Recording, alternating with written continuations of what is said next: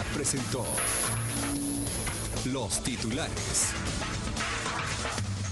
Comencemos con las noticias más importantes del día. Y es conforme se conocen más casos y más capturas en el tema de la extorsión, se conocen casos verdaderamente insólitos sobre cómo este flagelo está carcomiendo a los guatemaltecos. 2 menores de edad fueron capturados por agentes investigadores del Programa Nacional contra el Desarrollo Criminal de Pandillas Panda en el interior del parqueo de un centro comercial ubicado en la calle Real de San Miguel Petapa, señalados de extorsionar al padre de uno de ellos. Por su parte, el padre se sorprendió al reconocer a su hijo como uno de los extorsionistas que lo mantenían atemorizado. Los menores de 15 y 17 años fueron sorprendidos cuando pretendían cobrar la cantidad de 100,000 quetzales. En alusión al Día del Padre, el arzobispo metropolitano Óscar Julio Bian Morales llamó a los jefes de familia a asumir su rol y les pidió ser educadores de sus propios hijos. Durante la homilía, el arzobispo metropolitano Óscar Julio Bian felicitó a los padres, ya que el próximo 17 de junio se celebra el Día del Padre, y al mismo tiempo los instó a que asuman la responsabilidad de guiar y educar a sus hijos por el buen camino. Según Bian, producto de la irresponsabilidad, hay muchos jóvenes sin rumbo. Que en Guatemala hay muchos padres no responsables y a veces, como decimos nosotros en nuestro lenguaje común, andan regando hijos por todas partes, pero que no tienen ninguna responsabilidad. Y esto tiene que ir desapareciendo en Guatemala, porque los padres de familia, si engendran, deben de preocuparse por sus hijos. Y hoy más que nunca, porque tenemos muchos jóvenes y muchos niños en este país que andan por la calle sin tener ningún rumbo. Y nosotros necesitamos que estos jóvenes sean bien formados y que tengan un futuro de buenos ciudadanos y buenos cristianos también. Entonces, padres de familia, muchas felicidades para ustedes, pero siendo responsables en su hogar, tratando de educar a sus hijos. Este es el escenario donde resultaron heridas 5 personas, cuando un bus extraurbano colisionó contra un vehículo particular, una motocicleta y un camión que transportaba vacas en el kilómetro 11 de la ruta a El Salvador. Testigos informan que el camión perdió el control y ocasionó el accidente, dejando a 3 personas heridas y trasladadas por los bomberos voluntarios a las personas de nombre Rigoberto Junay Argueta, de 42, y Roxana Janet Gómez López, de 46. Durante más de 4 horas el tránsito en carretera a El Salvador fue muy complicado.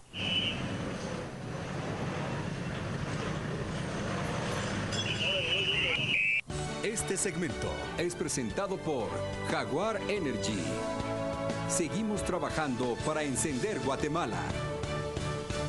Segunda vuelta electoral en Colombia. Juan Manuel Santos logra la reelección. El presidente de Colombia, Juan Manuel Santos, logró este domingo su reelección al vencer en un balotaje a su rival de derecha, una victoria que garantiza sus negociaciones de paz con la guerrilla en busca de acabar con un conflicto de medio siglo. Juan Manuel Santos logró el respaldo que necesitaba el diálogo de paz que inició con la guerrilla en noviembre de 2012 y al que había apostado su carrera política, y la reelección. Obtuvo el 50.9% de los votos frente al candidato uribista Óscar Iván Zuluaga, abanderado de la mano dura con las FARC, que consiguió el 45% de los votos, lo que muestra la fuerte brecha que la negociación de La Habana ha generado entre los colombianos. Solo Álvaro Uribe, implacable opositor de las conversaciones, antiguo mentor político de Santos, que presidió el país entre 2002 y 2010, había conseguido antes un segundo mandato en Colombia, ya que fue él quien creó la figura de la reelección. El resultado garantiza la continuidad del proceso de paz, el que más posibilidades tiene de prosperar por los avances que ya ha conseguido, después de los 3 intentos frustrados que hubo en el pasado y que han lastrado la confianza de los colombianos en este intento. Ha sido una de las campañas más crispadas, salpicada de escándalos en torno a la negociación. El uribismo y su candidato Zuluaga, considerado por muchos una mera extensión del muy popular y carismático expresidente Uribe, consiguieron derrotar a Santos en primera vuelta, agitando la acusación de que el presidente es un castrochavista que ha vendido al país a la guerrilla y sobre todo el rechazo de una parte de los colombianos a la participación en política de la guerrilla si hay un pacto final. Zuluaga no reconocía la naturaleza política del conflicto armado y puso condiciones: que las FARC dejen de cometer atentados y de reclutar niños para que continuara la negociación. El diálogo de paz, sin embargo, no ha logrado una movilización electoral de gran magnitud, pero sí ha reducido la abstención del 60% de la primera vuelta a un 53% durante el balotaje. En California, un repentino incendio obligó a la evacuación de varias familias. Cerca de 500 hogares cercanos a la ciudad de Bakersfield, en California, Estados Unidos, han recibido una orden de evacuación mientras centenares de bomberos intentan apagar el incendio que se extiende por las inmediaciones del valle del río Kern, 209 kilómetros al noreste de Los Ángeles. Los oficiales han abierto un refugio temporal en el centro Lake Isabella Senior para albergar a los evacuados tras constatar que las llamas que consumen la zona cercana a Shirley Meadows y Alta Sierra sobrepasaron su extensión inicial de más de 324 hectáreas. Según informa Los Angeles Times, la oficial del Servicio Forestal de Estados Unidos, Cindy Teal, dio a conocer que durante la última noche las llamas han abarcado más de 729 hectáreas. La labor de los 275 bomberos desplegados para sofocar las llamas apenas ha logrado rebajar el fuego, el cual el sábado había sido contenido en un 5% nada más, según han señalado las autoridades. Los oficiales han pedido a quienes no hagan caso de la orden, así como a los residentes a lo largo del valle del río Kern, que se mantengan al interior de sus hogares para evitar la inhalación del humo. Las causas del fuego, iniciado el viernes en un área remota al este de Alta Sierra, aún se encuentran bajo investigación por parte de las autoridades, quienes hasta el momento no han reportado daños ni heridos. Este segmento fue presentado por Jaguar Energy. Seguimos trabajando para encender Guatemala. Pausa, volvemos con más noticias a las 8:45.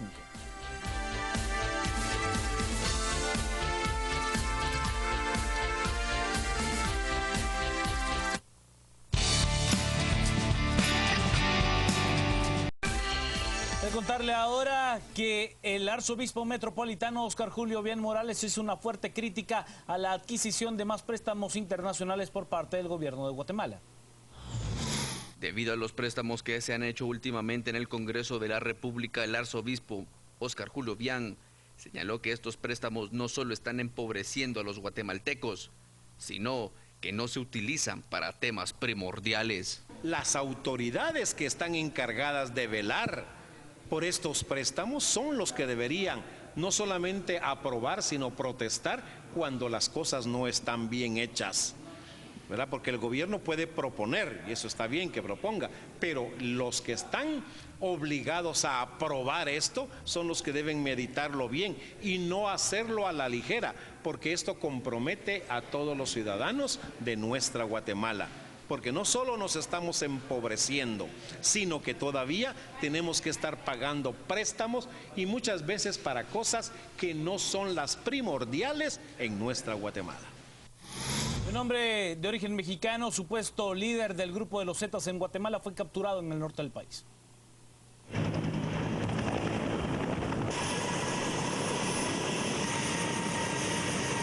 Las fuerzas de seguridad, a través de elementos de la División Especializada en Investigación Criminal de IC, trasladaron vía aérea a un supuesto Zeta identificado como Gabriel Ortiz López, alias Comandante Verde, de 31 años de edad. El detenido fue capturado en la colonia El Maestro, zona 12 de Alta Verapaz. El detenido es originario de Puebla, México. Ortiz es señalado de participar, además, en la masacre de 27 campesinos en la finca Los Cocos de la Libertad Petén, ocurrida el 14 de mayo del 2011. Aparentemente este individuo es uno de los dirigentes de la estructura criminal de los Zetas en nuestro país. Según la investigación que se tiene en su contra, él fue partícipe en la masacre conocida como Los Cocos y otros asesinatos que se han dado en la región norte del país. Además, él es indicado con base en una orden judicial de los delitos de asociación ilícita, conspiración para el asesinato, asociación ilegal de gente armada, la cual fue girada por el juzgado de mayor riesgo B desde el año 2011. Según investigaciones, Valverde tenía nexos con una estructura de Zetas y operaba en Tierra Blanca, Sayac-Xepetén. Además, era quien dirigía las operaciones de los Zetas en Guatemala. Creo que es séptima economía mundial. Vamos, ¿qué les parece si pasamos inmediatamente al siguiente tema? Y es un tema que nos atañe mucho más. Ubicado acá en la ciudad de Guatemala, esta semana el comisionado de la Comisión Internacional contra la Impunidad en Guatemala, Iván Velázquez, concedió por primera vez una entrevista a un medio de comunicación. Prensa Libre ha publicado esa conversación y únicamente quiero resaltar dos aspectos de sus declaraciones que me llaman en lo personal mucho la atención. Primero, Iván Velázquez anuncia que la CICIG ha recibido y se encuentra en camino de verificación sobre denuncias acerca de funcionarios judiciales, ha dicho él, que tienen un patrimonio inexplicable. Estas son las palabras literales que él ha utilizado. Jueces cuyas cuentas bancarias o quizás inversiones en bienes raíces, bienes inmuebles o bienes movibles no guardan relación o proporción con su perfil socioeconómico. Esa es la primera declaración. Y la segunda tiene que ver también con el Poder Judicial. Habló Iván Velázquez de lo inexplicable que le resulta estas onerosas campañas que se celebran alrededor de la elección de de postuladores para la Comisión de Postulación de Magistrados a Corte Suprema de Justicia. Dice él, no entiendo por qué se gastan cantidades millonarias para cumplir un mandato que es natural. Se deben de elegir jueces. ¿Por qué corre tanto dinero detrás de él? ¿Sabes de qué me acordé cuando leí esas declaraciones? Esas fotos que comentábamos acá a las 8:45 de la planilla que ganó del Colegio de Abogados, que festejaban así como que hubieran ganado algo. Eso es lo que a uno le da que pensar cuando dice, ¿por qué están tan alegres? Pero me llama la atención las declaraciones del comisionado, que son las que causaron más roncha contra el Poder Judicial. Miren, no nos olvidemos que el desprestigio de la CICIG deviene en gran medida por ese informe fallido que presentó el anterior comisionado de los jueces marcados por la comisión 18 jueces. Y que se les empezó a desmoronar, se les vino abajo y no terminó en nada concreto. Creo que el silencio del comisionado Iván Velázquez, que hasta ahora de una entrevista, tiene que ver con eso, porque él está claro, el desprestigio que tiene la comisión y los temas que está tratando, la reacción que van a causar. Pero qué bueno que ya esté hablando y que esté contando en qué están trabajando. Es normal que los jueces respondan, que presenten las pruebas, pero es un poco absurdo si lo que está diciendo él son las líneas en las que estamos trabajando.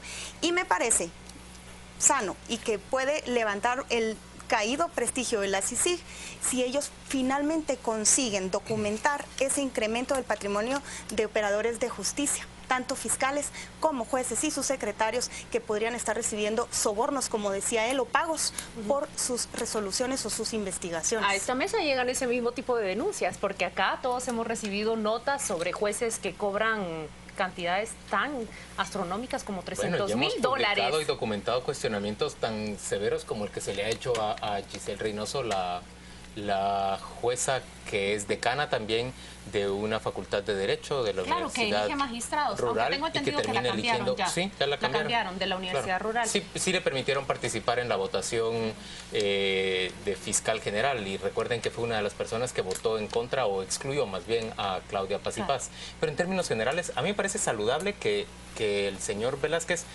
enfoque esta investigación. Por supuesto, esperamos una investigación seria, responsable y bien documentada. No creo que él estuviera hablando si no tiene ya parte de eso. Ahora, me parece, uno lo escucha a él hablar, o uno lo lee a él más bien, como en este caso, y piensa que cuánto bien le habría hecho a la CICIG una persona tan reposada como él y tan aparentemente juiciosa desde el principio. Pero yo no sé si se hubieran logrado algunas cosas que terminó logrando la CICIG solo con ese talante. Me parece valioso, me parece importante, y reconozco que Prensa Libre enfocó bien cuál era la relevancia. Entiendo que el organismo judicial se ofenda mucho, o algunos jueces se ofendan porque él diga esta clase de cosas, pero son razonables, son investigaciones importantes que se tienen que conducir, y yo no puedo sino darle la razón cuando él dice: ¿a cuenta de qué se invierte plata en elegir a los postuladores que luego habrán de elegir magistrados? Aquí alguien ha propuesto, ¿por qué no simplemente se rifa esa posibilidad, o se sortea? Sí, rifa y sorteo es distinto. Tú dices, yo no puedo sino también preguntar. Sustancialmente distinto. Y yo quiero escuchar a Pedro el Callado. Pedro el Callado, quiero escuchar. Yo tengo 4 cosas, os he dejado hablar y yo voy a poner 4 cosas. Uno, cualquier juez que haya sido corrompido me parece perfecto que este señor o el sistema judicial lo evidencie, lo denuncie y lo procese. Hasta ahí de acuerdo.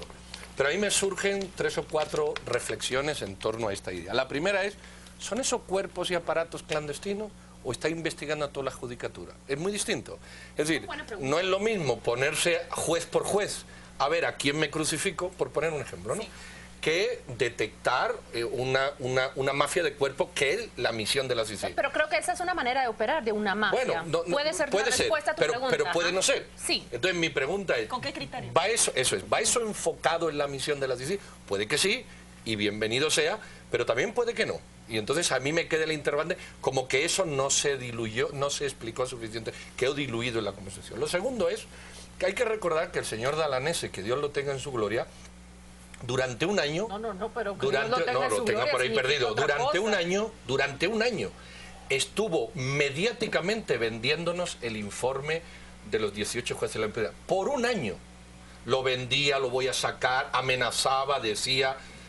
Bueno, este señor ha salido diciendo, y ya ha habido reacciones, decir, bueno, ya no ha dicho usted lo que hay de esto, y él ha dicho en 2 meses. Vamos a esperar 2 meses. Pero recordemos que hay un antecedente de venta estratégica a través de los medios de esto. Esperemos que esto no sea. Sencillamente yo enlazo. Lo tercero es que hasta donde yo recuerdo, si la memoria no me falla con mi inicio de Alzheimer, es que este señor dijo, voy a investigar la financiación de los partidos políticos. Y parece que ahora ya no es la financiación de los partidos políticos, sino es lo de los jueces. Le tendría que haber preguntado el que lo... Mire, pero usted no dijo que iba a empezar por aquí. Parece que eso se perdió. Invitemos al señor Velas, que sería... Si quiere venir... No, aquí está usted invitado. Si yo no le caigo bien con Juan Luis, si Juan Luis no le cae bien con Claudio, mire, o el otro domingo. Los 4. Pero es que hay una tercera, hay una cuarta vía que a mí me preocupa. No solo de pan vive el hombre, esto es de la Biblia, ¿verdad? Sí. No solo hay que investigar a los jueces que han aumentado su patrimonio, hay que investigar a los jueces que están haciendo carrera en otros sitios. Y os voy a poner un ejemplo que lo voy a entender. Aquí, cuando el asesinato de Gerardi, hubo 2 o 3 fiscales que están haciendo su vida en Canadá, pagados y viviendo como príncipes. La pregunta es, hay jueces y hay abogados que cobran dinero, y hay jueces y hay abogados que se van a un sistema internacional a vivir de eso. Y tan corrupto puede ser uno como el otro. Exactamente igual. No solo en especie se recibe, sino en otras cuestiones. Tú tocaste ahorita el punto, que creo que lo diferencia del malogrado informe de los otros jueces. Él está hablando de incrementos aparentemente injustificables en patrimonio. Yo lo sé, por eso y está diciendo los jueces que no puedan justificar ya podrán ser sujetos, o los operadores de justicia. Eso no lo vi yo en el informe. Cerramos con la invitación a Iván Velázquez, ¿te parece, Juan Luis? Invitamos al señor Iván Velázquez, sabremos de cursarle la invitación esta semana para que nos acompañe. Será un gusto poder conversar con él. Vamos a la pausa comercial, volvemos dentro de muy poco.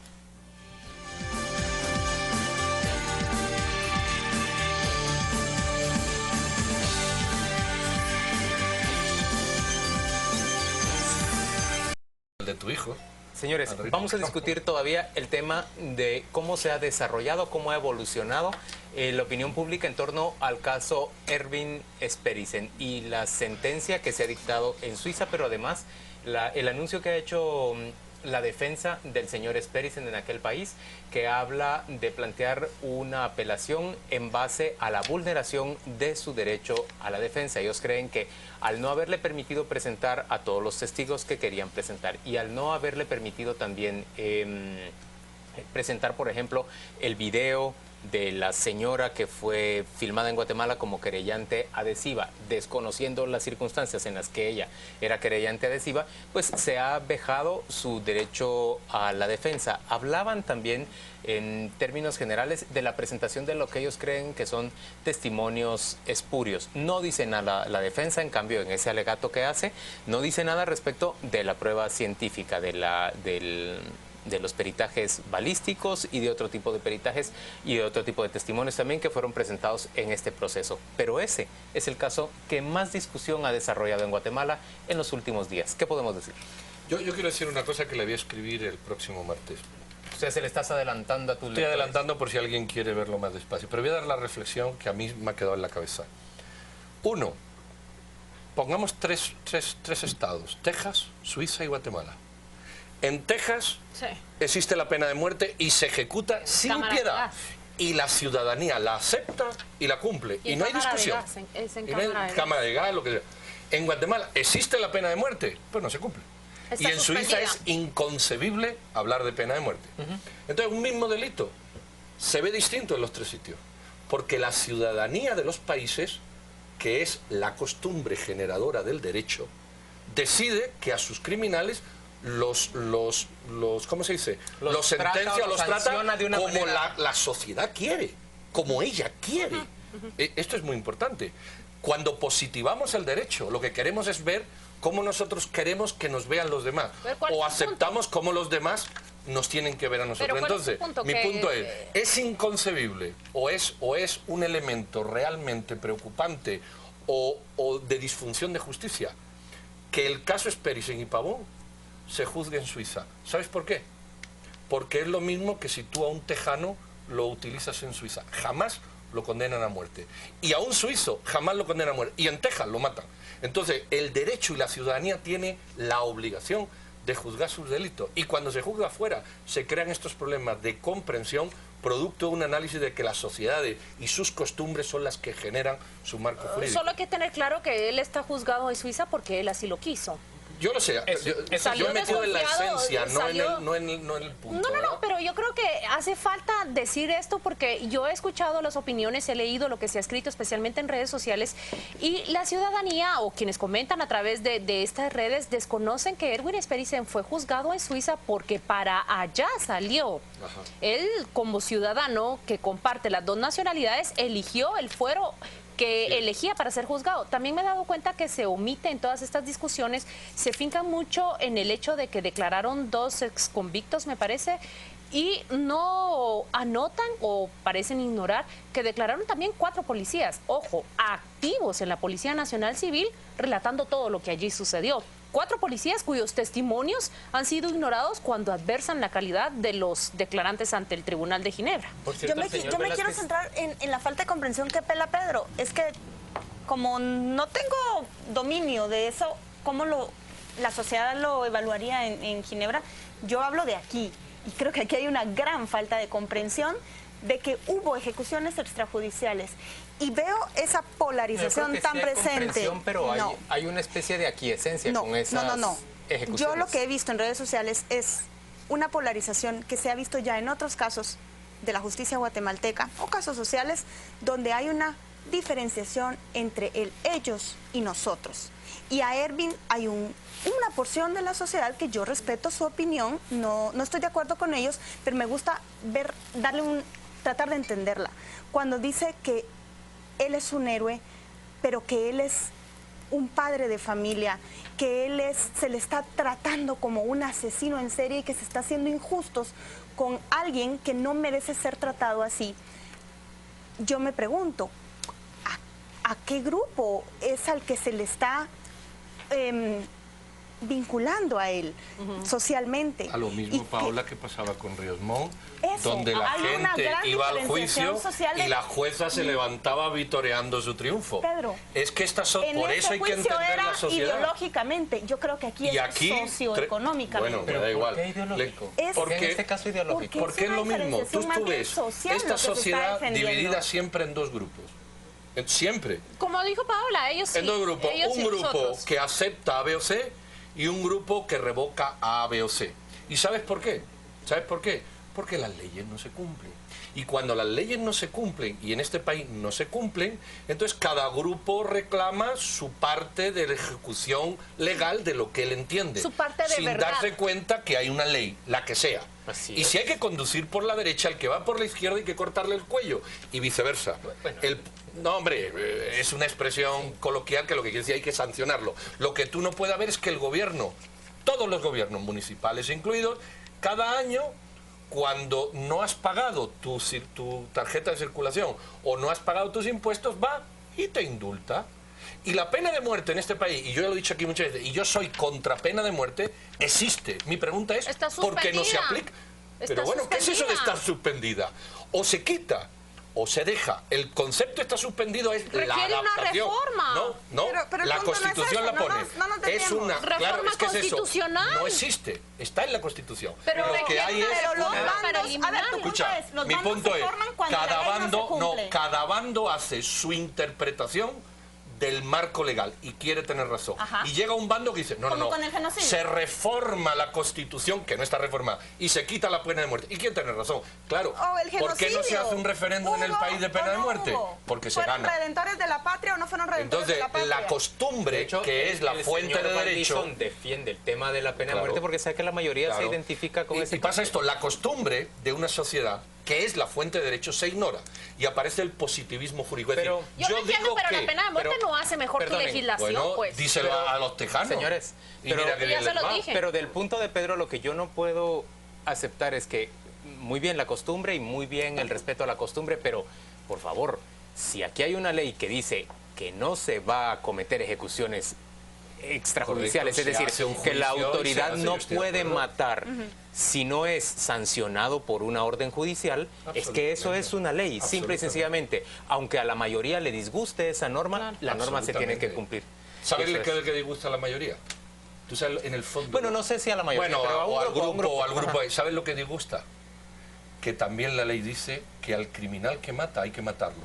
Y cuando no se le mata y se le deja en prisión, genera unos problemas que yo te estoy interpretando sociológicamente ese grupo. No estoy de acuerdo con ello, pero lo estoy intentando interpretar. Ese grupo dice, es decir, cuando la ley me da la razón, aquel me la quita.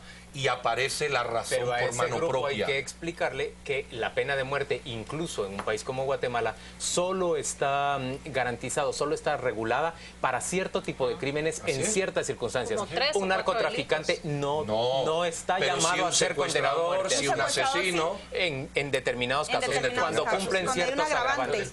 Vamos a la pausa comercial y volvemos dentro de muy poco. Ya ve usted que aquí se discute casi como estuviéramos hablando del Mundial.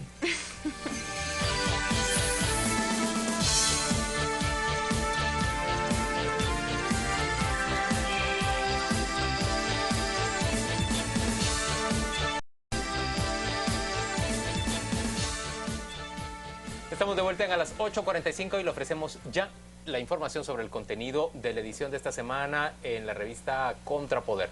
Arrancamos con la presentación de la primera plana. No me han presentado la portada. Le ofrecemos primero la portada. Le pido, ahí está, muy bien. Tras la condena al señor Spericen, la carta que firma la primera fiscal que estuvo a cargo de este caso. Ahora sí vemos las páginas interiores. Se refiere a una nota larga escrita por Giselle Rivera, ya sabe usted, y ha sido entrevistada también aquí en A las 8:45 muy recientemente por Pedro Trujillo y Silvia Herrera. Ella habla sobre la visión que tiene del caso de las muertes en Pavón, cómo condujo la investigación, cuáles fueron sus hallazgos y cuáles son, cree ella, las lecciones que debe extraerse de esta resolución ocurrida en Suiza.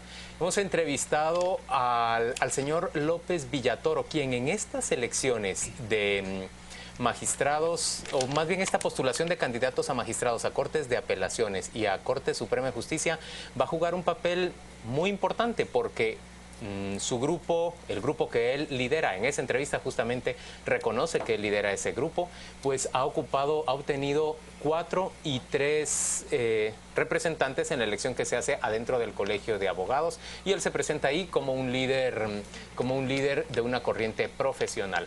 Hemos entrevistado también a Mario Marroquín. Él es el presidente de la mina Marlin y habla exactamente sobre la conflictividad que se está cerniendo sobre Guatemala a partir de, bueno, la gran cantidad de ataques violentos que se dan en contra de hidroeléctricas y ahora en menor medida en los últimos tiempos en contra de operaciones mineras.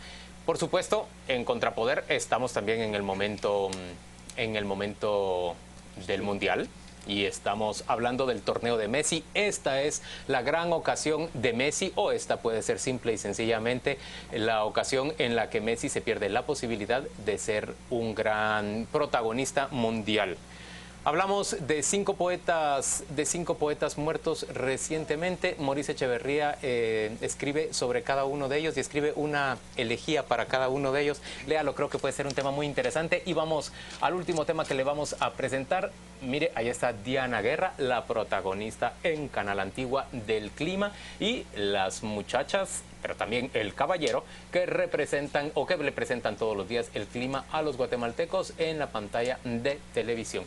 Y esto es lo que le ofrecemos en la revista Contrapoder y por supuesto mucho más en esta semana. Vamos rápidamente, ¿con quién? Doña Paula Hurtado nos presenta las preguntas sin respuesta. Entre lo que se viene, bueno, algunas cosas ya las discutimos antes. Por ejemplo, esas reacciones que todavía seguirán por el caso o la condena contra Sperisen. No hablamos en el segmento anterior, pero está por verse si se reúnen las 100.000 firmas que la abogada Karin Fischer promueve en un sitio español de recolección de firmas para pedirle a Suiza que retire esa condena. Pero hay otros temas. Nos hemos enterado por algunas fuentes cercanas al Ejecutivo que se vienen préstamos de gran envergadura para financiar obra pública. Se habla de uno de por lo menos 500 millones de dólares y otro de la mitad de esa cifra para financiar parte de la red vial del país. La pregunta que nos planteamos nosotros es ¿qué apoyo o no encontrará en el Congreso estas iniciativas en el mismo año en que ya se aprobaron 280 millones para financiar el tramo desde Escuintla hacia la frontera a El Salvador? ¿Qué piensan mis compañeros? Yo pienso que es muy probable que consigan el respaldo. Por supuesto que digamos, estas informaciones están todavía por ser concretadas en el sentido que no se conoce cuáles serían las condiciones de esos préstamos y exactamente cuáles tramos serían los que terminarían financiando. Pero yo digo concretamente, si a mí me presentan una inversión en términos de costo razonable para ampliar la carretera a 4 carriles hasta Santo Tomás de Castilla con unos préstamos que tengan una tasa de interés razonable también, yo pienso que el país haría bien en aprobar esa clase de deuda para invertir en el desarrollo económico del país.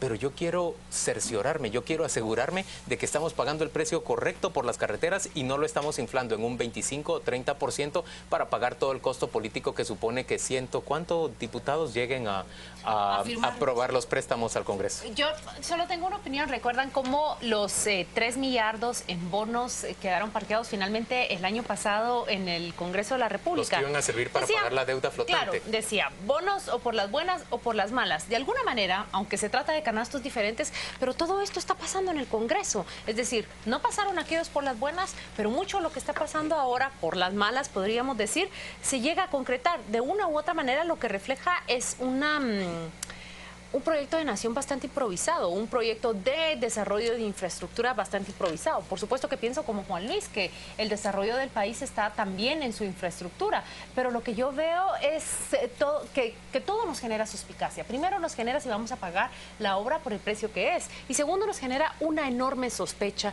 y duda, porque francamente de verdad provoca mucha duda darle a un diputado varios millones para custodiar.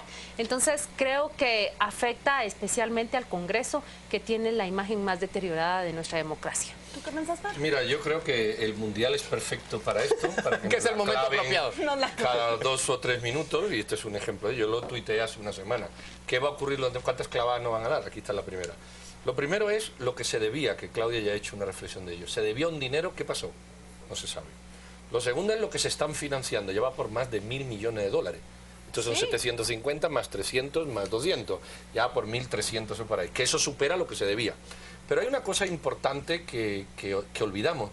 ¿Cuál es el presupuesto del Ministerio de Comunicaciones? Aproximadamente 4.5 millardos de quetzales al año. Y bueno, ¿y para qué se usa eso? No era 3.500. Da igual. Anyway, no estoy preguntando la cifra. Estoy diciendo, hay un presupuesto que va caminando. Parece que todo se está financiando con préstamos. Y mi pregunta es, ¿y lo que hay en qué se utiliza? Y hay una cosa más que se dijo y viene un poco a cerrar la reflexión de Claudia. Bueno, ¿por qué no hay carreteras público-privadas? Es decir, ¿nos tenemos que endeudar como país para que nuestros hijos ya tengan $1.000 antes de nacer de deuda? ¿O podemos generar un sistema público-privado de aquí a Puerto a Santo Tomás, o no sé, porque yo no estoy... La carretera antigua seguro que sería exitosísima en ese tema. ¿Por qué no hay un sistema público-privado donde el Estado pone 1.000, el privado en unas condiciones visibles y claras, pero no, aquí ya tenemos una deuda enorme, todo es deuda, todo es deuda. Y lo último, qué casualidad que los diputados se juntan por decenas para aprobar esto y ninguno se muerde la lengua. Ninguno. Todos estos de líder que llevan protestando 2 años son los primeros que apoyan. Mira el de 280 millones, tu previsión es que mi previsión es que en el mundial, ¿qué pasa? ¿Qué esto pasa? Por supuesto que pasa. Otra cuestión que está por venirse. ¿Vieron ustedes que quedaron en suspenso más artículos de la ley de telecomunicaciones? Lo que se viene es saber si esta ley va a finalmente quedar suspendidos esos artículos que eran los polémicos y los que le permitían a los operadores de telefonía, a unos más que a otros, instalar equipos, torres y antenas sin tener que pasar por la burocracia municipal. Vaya, ¿se va a quedar vigente esa ley o va a regresar al Congreso para ser modificada? Yo creo que la ley ha perdido ya prácticamente todos los dientes que sus impulsores le quisieron colocar. Me parece que se ha dado marcha atrás y yo veo difícil que sea reformulada.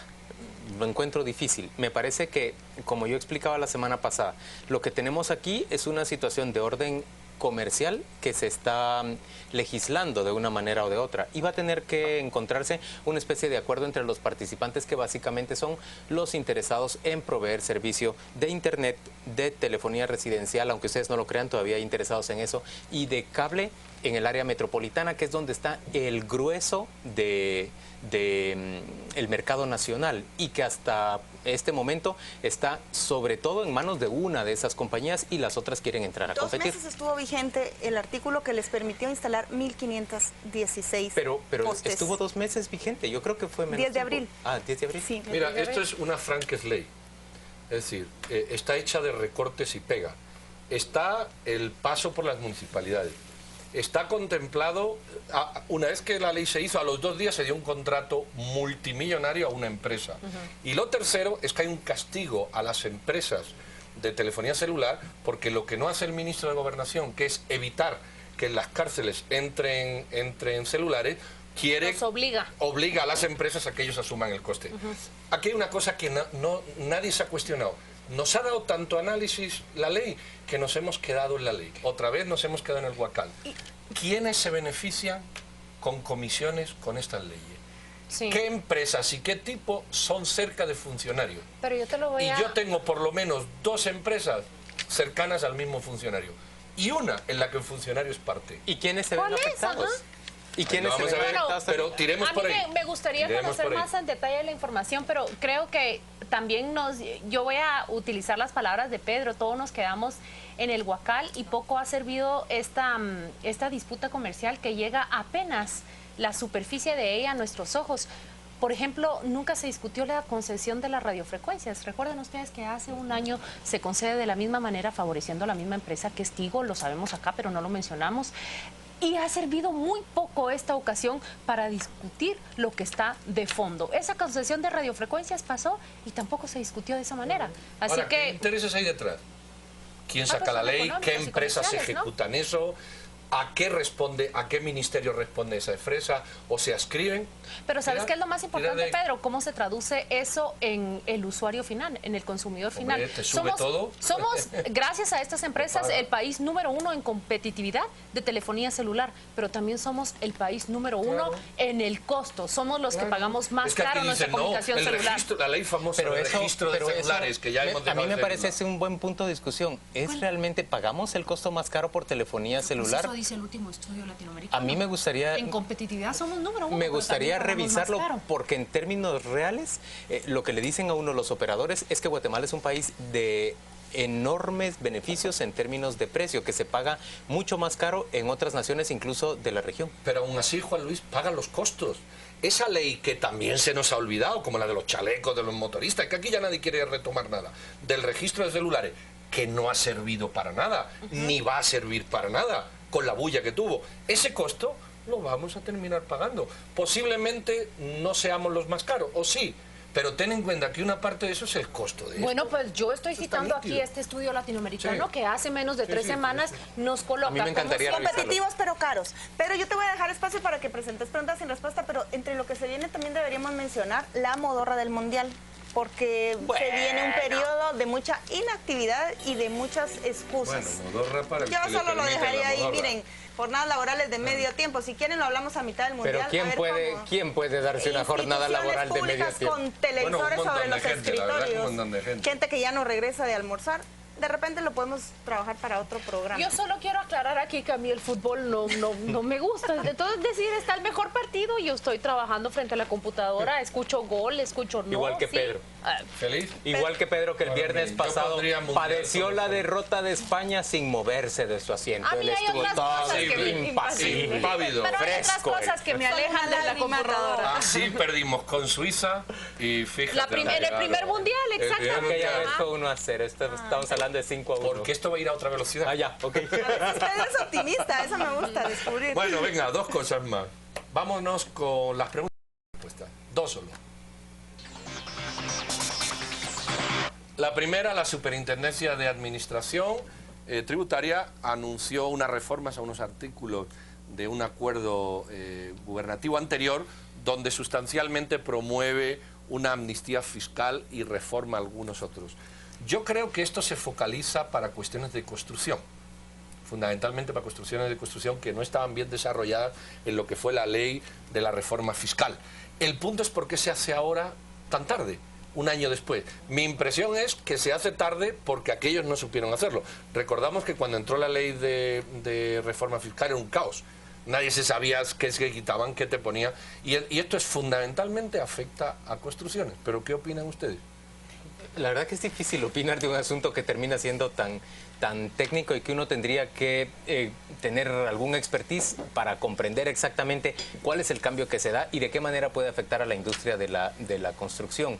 Yo sí vi una negociación enormemente intensa después de la reforma tributaria del año pasado entre los constructores y el gobierno para tratar de variar esa reforma tributaria, porque ellos decían que les afectaba inmensamente en su industria. No sé exactamente cuál va a ser el resultado de esta amnistía, no sé si van a lograr, si el Estado va a lograr realmente... En plena crisis de recaudación. Es difícil. Bueno, con un también déficit había de versiones 500 que hablaban millones. de que se iban a incrementar. Miren, el año pasado con el impuesto de circulación de vehículos era como otra amnistía, llamada de diferente manera. La pregunta es claro, ¿por qué los gobernantes tienen autoridad para no cumplir la ley? Sí, para que sus amigos o los grupos de presión o cuando ellos quieran, lo hace también la municipalidad con las multas. Puede decir, bueno, usted fue infractor, ok, usted pagó y es un idiota, discúlpeme. Usted no pagó, va, lo voy a amnistiar, hombre, lo exonero. La pregunta es ¿por qué le damos esa potestad a la autoridad? Sencillamente que cumpla la ley, ¿no? Hay una última pregunta por plantear. Venga, con la última.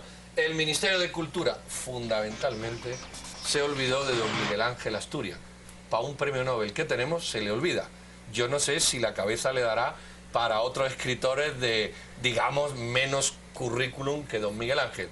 ¿Qué pasó? ¿Por qué se les olvidó? ¿Y cuántos más caerán en el olvido? Bueno, se les olvidó en términos reales porque nosotros no tenemos un Ministerio de Cultura, sino que lo que tenemos en lugar de eso es una especie de administración de regalos y pues ofertas, pequeños chalchihuites con los que se pretende quedar bien. Eso es en realidad lo que tenemos por Ministerio de Cultura. Señores, tenemos que recordar. Y no hay una institución que la vigile muerte de alguien. Es una pregunta, la hago nomás. Tenemos que ceñirnos a esas fechas. Bueno, lo que sucede es que recordar la muerte de alguien no es recordar, digamos, necesariamente su muerte, sino recordar todo lo que es su obra y lo que ha significado para las letras. Pero el año pasado no solo nos escandalizamos porque no se celebraron los 39. Pero lo que yo digo es que no solo a nivel guatemalteco, sino a nivel latinoamericano. Y lo que hay que saber es que hace 10 años, cuando se celebraron los 30 años, el Ministerio de Cultura en ese entonces editó a través de la colección Archivos, la colección más preciosa que hay sobre Miguel Ángel Asturias. ¿Y para qué sirve?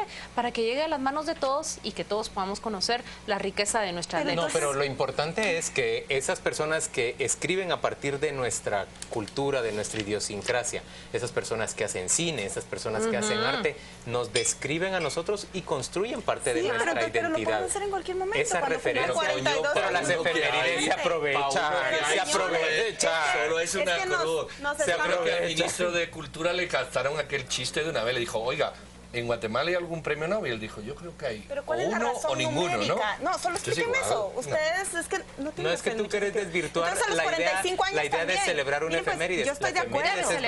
Debe celebrarse porque es la manera de... Pero ¿por qué es valioso a los 40 y no a los 41 o a los 39? Bueno, es que el Día del Ejército se celebra todos los años. El Día de la Independencia se celebra todos los años. Para un premio Nobel que hay en el país, que además fue magnífico. Fundacional en las letras latinoamericanas. Por lo menos hay que rescatarlo, hombre. Pero eso las fechas me parece un poco... Claro, porque las mujeres no cumplís años, pero las fechas son importantes, hombre. Gracias por acompañarnos. Le deseamos a usted que descanse y que arranque mañana en medio del Mundial con mucha energía, con mucha fuerza y con muchas ganas para disfrutar los partidos.